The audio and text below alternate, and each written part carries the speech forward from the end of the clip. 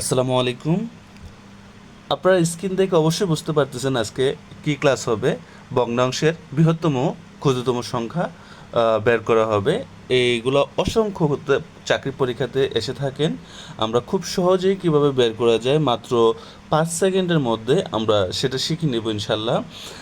আরেকটা কথা বলতে হয়, আপনারা যত প্র্যাকটিস করবেন তত আপনাদের জন্য সুবিধা। আমার একটা ওয়েবসাইট আছে, আমি ডিসক্রিপশন লিঙ্কে ওয়েবসাইটের লিঙ্কটা দিয়ে রাখবো। ওইখানে গেলে আপনারা বিভিন্ন ধরনের পরীক্ষা দিতে পারবেন, চাকরি পরীক্ষা এবং মডেল টেস্ট আকারে দিয়ে রাখছি, সেগুলো পরীক্ষা দিতে পারবেন। এবং এছাড়াও আপনারা বিভিন্ন বিগত বছরে যে প্রশ্নগুলো আছে বিভিন্ন মন্ত্রণালয়ের, সেগুলো আপনারা ওইখানে পেয়ে যাবেন। চলুন কথা না বাড়িয়ে আমরা মূল আলোচনা শুরু করি। এখানে দেখেন, এই অঙ্কগুলো খুব সহজে শর্টকাটে আমরা শিখে ফেলবো ইনশাল্লাহ। এখানে একটা জিনিস খেয়াল করবেন যে এই লব এবং হর, হ্যাঁ, লব এবং হরের মধ্যে পার্থক্য কত।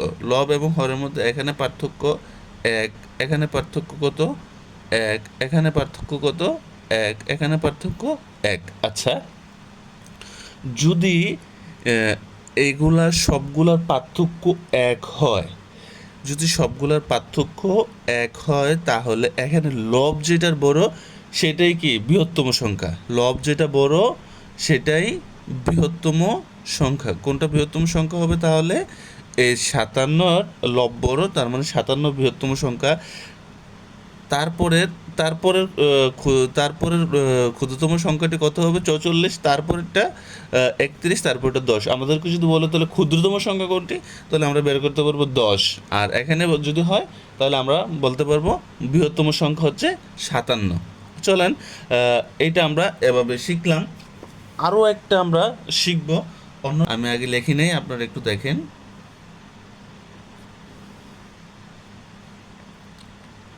5, 6 এবং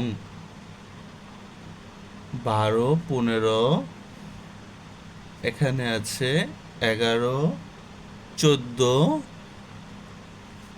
এখানে আছে 17 এবং 21। আচ্ছা, আমরা এখন মেইন বিষয়টা হচ্ছে আমরা এখন বুঝতে পারবো যে এখানে পার্থক্যটা আগে আমরা বের করে নিই। এখানে পার্থক্য কত আছে? 5 আর 6-এর মধ্যে পার্থক্য আছে 1। তাহলে 12 আর 15-এর মধ্যে পার্থক্য আছে 3।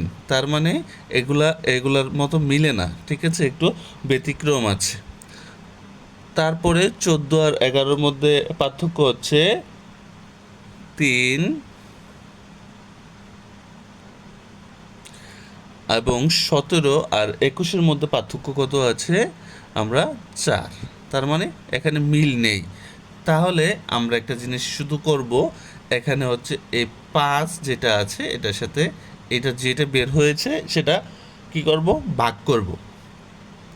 12 আর এখানে আছে 3, তারপরে হচ্ছে 11, 3, তারপর হচ্ছে 17, 4 হবে, সরি, 17 আর 4 হবে। তাহলে আমরা যদি ভাগ করি, আমরা ভাগ করলে কি হবে? এখানে 5 বার যাবে, হ্যাঁ, এটা 5 বার যাবে। আর এটা 3 × 12, 4 বার। আর এটা এটা কয়বার যাবে?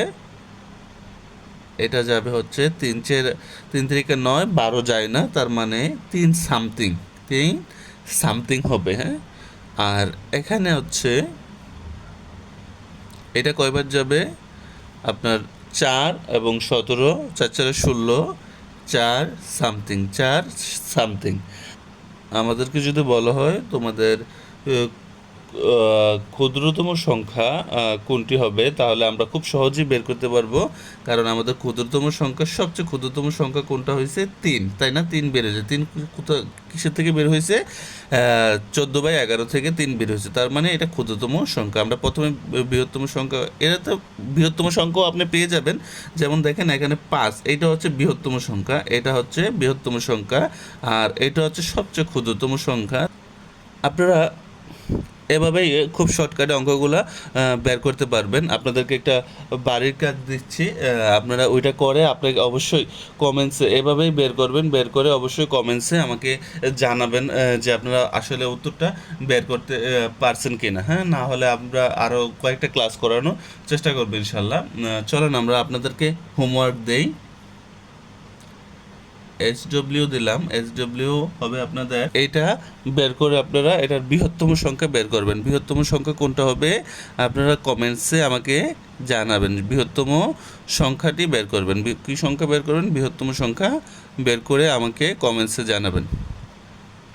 অবশ্যই বেশি বেশি প্র্যাকটিস করবেন। যখনই বেশি বেশি প্র্যাকটিস করবেন আপনাদের খুব আয়ত্ত হয়ে যাবে অঙ্কগুলো। মাত্র আপনারা 2 সেকেন্ডে অঙ্ক প্রশ্ন দেখার মাত্রই আপনারা বুঝতে পারবেন।